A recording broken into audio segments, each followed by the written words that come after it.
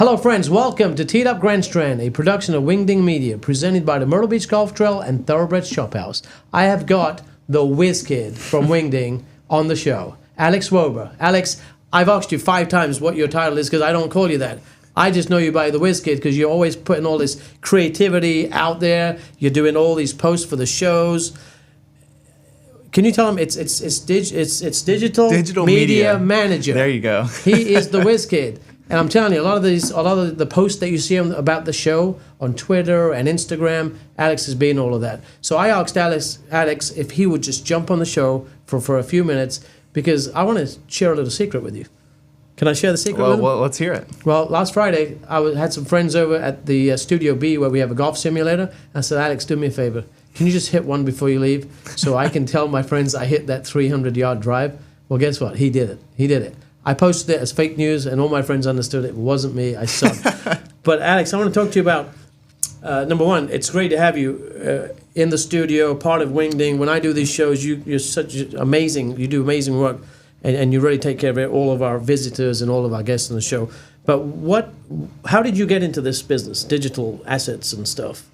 Well, I certainly didn't start off in this business of digital media. Okay. I had some, relations in it in terms of, working in college athletics. You had to deal with digital media, it was one part of your job. Right. Other parts including, doing stats, being at every single one of the games or events that had to go on at the school.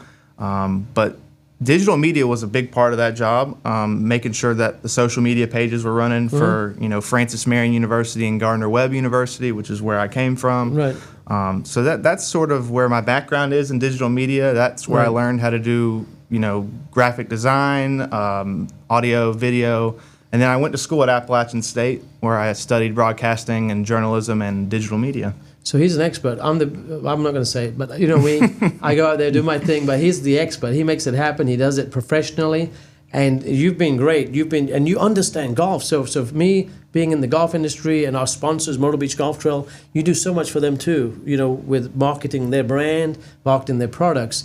So thank you for that. But I want to tell him about the secret. I want to know. Part of working here in these studios is he gets to go in the golf simulator, and I've seen him. He's a good golfer, but I've seen him go from, I'm going to say, a good golfer and turning into a ultimate long drive professional. So what made you do that? Tell us, like in the beginning when you came here, you were hitting golf balls, but how did you get from average to a practice shot being 300 plus?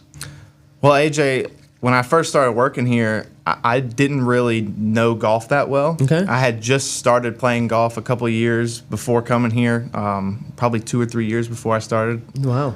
So I've only been playing golf really heavily for about 3.5 years. Uh-oh. But, as soon as you come onto a job, you see a golf simulator, somebody my age, that excites me. Yeah. So that made me want to get better. And I have a competitive nature, so that made me want to go in there, practice every day. And then, once I started seeing what other long drivers were doing, I got the chance to go to the PGA show in Orlando. Oh, yeah. I got to see some long drivers there, and I said, wow, this is really exciting. So mixing that with improving my golf game, I just, every day after work or, every other day I'd go in there, hit a few balls just like you. I've been watching him, every day.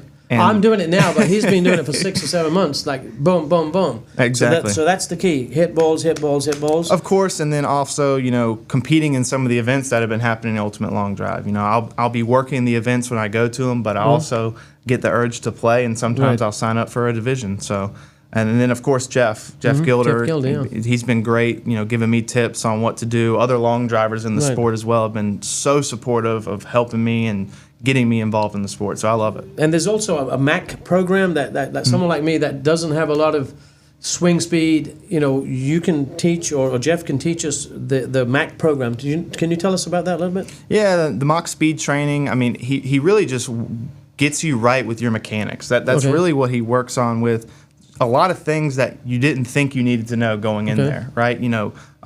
Certain exercises that we would do before we even stared swinging. Not just stretching, it's exercises. Yeah, something. Before we even pick up a golf club, we are working on power, speed, where our feet need to be, how we need to be in our stance, confidence, all that stuff plays into that. So The speed training, it really helps because, you know, you take some of these devices, like you see the pineapple, where I've seen that, yeah. you get your speed up, and then you go up there and you hit your first drive, and you kind of surprise yourself.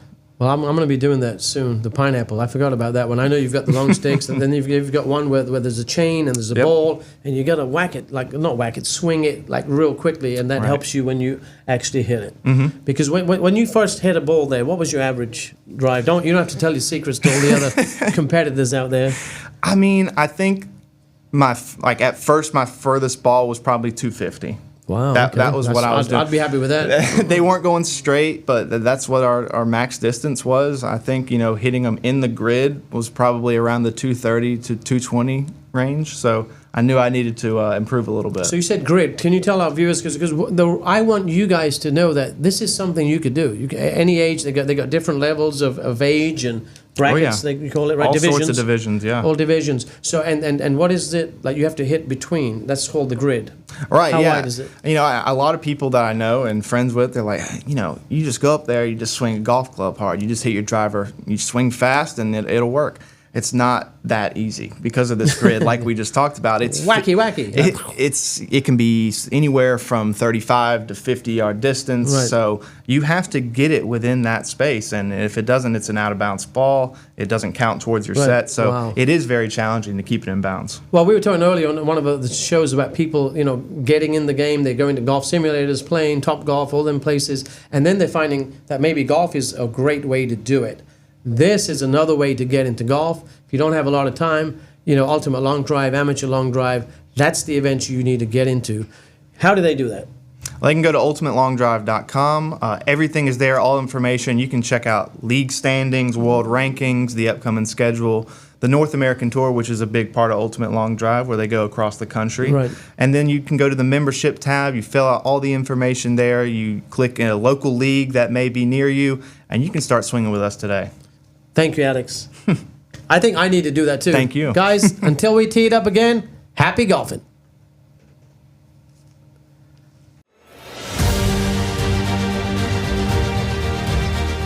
Introducing the Myrtle Beach Golf Trail, a new way to experience golf in Myrtle Beach.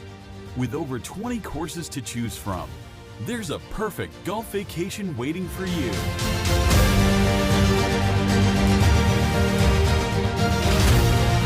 Find the trail that's best for you at myrtlebeachgolftrail.com today. At Yuengling, America's oldest brewery. We brew a beer for every taste. Which one you choose is up to you. Yuengling, the oldest brewery in America. 30 years, Thoroughbred's Chop House and Seafood Grill has been widely considered by locals and tourists alike to be the best fine dining restaurant in Myrtle Beach. Located in the Restaurant Row area of Myrtle Beach, Thoroughbred's has been locally owned and operated from day one. Thoroughbred's offers only the finest quality cuisine and an unparalleled service. And it's not just food, it's a delicate art form. Thoroughbred's Chop House modifies the menu multiple times per year to capitalize on the current market trends. This allows them the opportunity to utilize local ingredients dependent upon the season. With an educated team of professional chefs from across the nation, the diverse menu is sure to satisfy even the most refined palates. Good evening, gentlemen. Welcome to Thoroughbreds. Hey, man. How's it going? It's our first time dining with us. We've been here before.